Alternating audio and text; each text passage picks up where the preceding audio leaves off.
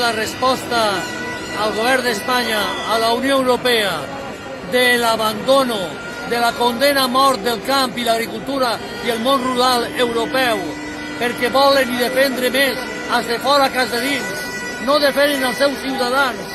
Volem un preu just, volem reciprocitat, volem preferència comunitària, volem viure dignament les persones del món rural.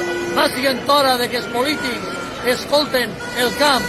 Avui, així en Madrid, tot el món rural reivindicant vida, futur per al camp. És el que demanem.